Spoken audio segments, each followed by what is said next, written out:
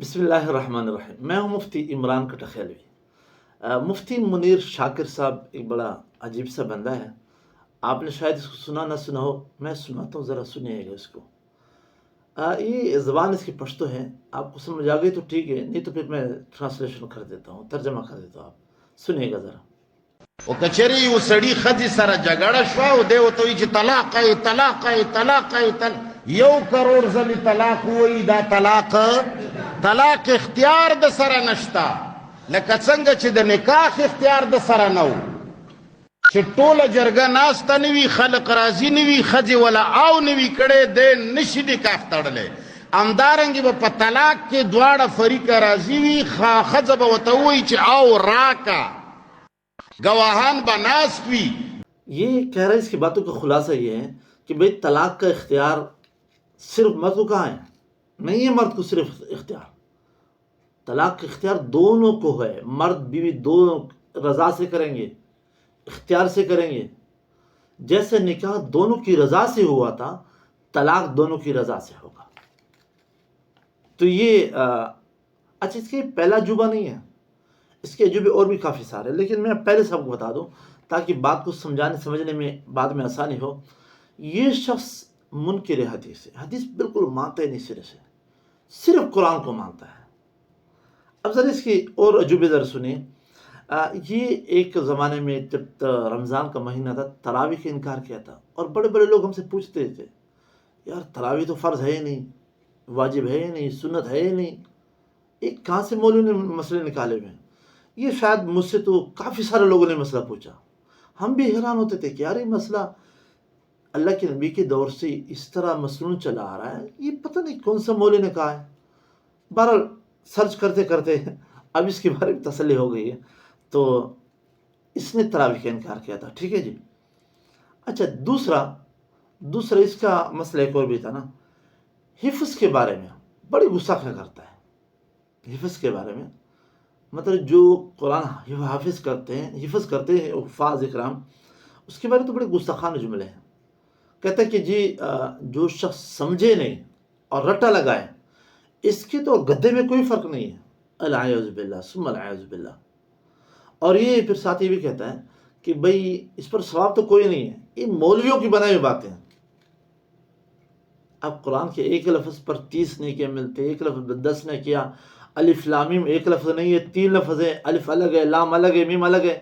یہ مولوی نے کہا ہے، یہ تو جناب محمد رسول اللہ صلی اللہ علیہ وسلم نے کہا ہے، اللہ کے نبی نے کہا ہے. اچھا، ایک مسئلہ یہ کہتا ہے کہ نماز کی قضا کوئی کرتا ہے نا تو 1 حکم جہنم میں جلے گا. فضائل اعمال جو تبلیغ حضرات کی نصاب میں کتاب ہے پڑھائی جاتی ہے، تو اس میں یہ حدیث ہے کہ جو 1 نماز قضا کر دے 1 حکم جہنم میں جلے گا. اب 1 حکم کتنا ہوتا ہے؟ 2,88,00,000. اب یہ حدیث ہے، میں مانتا ہوں. ہاں یہ بھی مانتا ہوں کہ اللہ معافی کر سکتا ہے، اللہ کو معافی کا اختیار ہے، اللہ کے سے معافی کی امید بھی ہے. یہ کیا کہتا ہے؟ اس کے ذرا جملے یقین مانے حیران ہو جاتا ہے بندہ کہ اس طرح جملے تو صرف کافر کہہ سکتا ہے، مسلمان کے لیے تو مشکل ہو جاتے بہت زیادہ. یہ کہتا ہے کہ بھئی ایک نبی سے کسی غزوے میں 1 نماز قضا ہو گئی تھی، بالکل ہوئی تھی، تو بتائیے اللہ کے نبی کتنے حکم جہنم میں جلے گا؟ العیاذ باللہ. نقل کفر نباشت، میں صرف اس کی کفریات نقل کر رہا ہوں. اب بتائیے اللہ کے نبی کے بارے میں جملے. اچھا، ساتھ وہی جملہ پھر دہراتا ہے کہ مولویوں کی بنائی ہوئی باتیں ہیں، حالانکہ تو حدیث ہے. تو وجہ کیا ہے؟ وجہ یہ ہے کہ بھئی اصل میں اگر نبی کی طرف نسبت کر دیں تو کون سنے گا اس کو؟ کیونکہ سننے والے سارے مسلمز ہوتے ہیں. یہ جو ہمارے عام لوگ جن بیچاروں کو صحیح علم نہیں ہوتا اور ڈیٹیل سے کسی کی پہچانتے نہیں ہیں، وہ بیچارے پھسل جاتے ہیں، تو سارے وہ بیٹھے ہوتے ہیں. تو ان کے سامنے جب یہ کہتا ہے نا کہ مولویوں نے بنائے ہوئے، تو مولوی بیچارہ تو مسکین گایا ہے نا، اس پر تو جو کچھ کر دو. کیونکہ ہر بندہ یہ سوچتا ہے کہ بھئی مولویوں کے اختلافات بھی تو زیادہ ہوگا کوئی اختلاف جس میں اس کو غصہ آ رہا ہے، تو اس بارے میں پھر لوگوں میں اتنی غصہ اور اتنا شک نہیں ہوتا اگلے پر. تو اس وجہ سے جب بھی بات کرتے ہیں نا، یہ مولویوں کی بنائے ہوئے بات ہے. اٹیک کس پر ہوتا ہے؟ حدیث پر. کیونکہ تمام اس کی تقاریر بھی آپ سن لینا، ہر تقریر میں مسئلہ اس کو یہ ڈسکس کرے گا جو حدیث میں ہے، جو اللہ کے نبی نے فرمایا ہے، اور یہ کہے گا یہ مولویوں کی من گڑت بات ہے، وہی دھوکے دہی سے کس پر حملہ کرنا اور اسلام کا لبادہ اوڑھ کر، مولوی اور مفتی کا لبادہ اوڑھ کر اسلام پر ہی حملہ کرنا۔ میں نے بتا دیا، اس لیے تو حدیث کا نام لے لے گا، اللہ کے نبی کا نام لے گا، پھر تو اس کو شاید ایک بندہ بھی نہ سنے، لیکن یہ دھوکہ دہی سے کچھ نہ کچھ اس کی گڑ چل پڑی ہے۔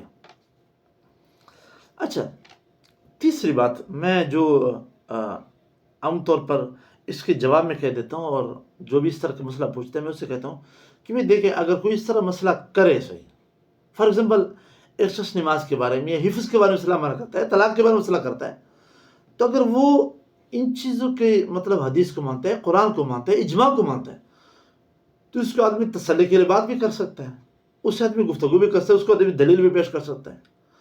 لیکن جو شخص سرے سے حدیث کو مانتا ہی نہیں ہے، تو اس کو ہم دلیل کیوں پیش کریں گے؟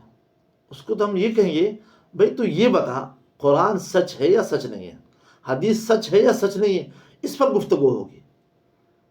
ایک ملحد آدمی اگر کہتا ہے کہ حضرت عائشہ کی عمر چھوٹی تھی اور تمہارے نبی نے اسے شادی کی تھی، اب ظاہر بات ہے اس سے ہم یہی کہیں گے، بھائی عائشہ سے تیرا کیا لینا دینا، اللہ کے نبی نے اس سے نکاح کیا، بکر کی بیٹی، تیرا کیا لینا دینا۔ یہ بالکل اگزامپل اس طرح ہے، آپ کے گھر میں آپ کے بچے کی کام تقسیم ہے، ایک بچے نے برتن دھونے ہیں، ایک بچے نے صفائی کرنی ہے، ماں نے یہ چھوٹا کام کرنا ہے، اس نے یہ کرنا ہے، پپے نے یہ کرنا ہے، یہ کرنا ہے۔ اب ایک باہر کا آدمی کہتا ہے کہ بھئی تیری چھوٹی بہن نے برتن کیوں نہیں دھوئے، تو کیا کہے گا اس سے؟ صاحب بتا دے، تو کہ اس سے تیرے لینا کیا دینا یار، تو ہمارے گھر کا بندہ ہے، تو اس سے بات اور ہوگی۔ تو ایک ملحد آدمی اگر عائشہ کی عمر پر تنقید کرتا ہے تو ہم اسے یہی کہیں گے، میں پہلے یہ بتا تو اللہ کو بھی مانتا ہے، اللہ سچ ہے، اس سے گفتگو کر، تو اس سے گفتگو سٹارٹ ہی وہیں سے کر، تاکہ وہیں پر وہ سٹک ہو جائے، وہیں اس کو سٹاپ کر لو۔ اسلام کی جتنے اندرونی مسائل ہیں اس میں تیرا کیا لینا دینا ہے؟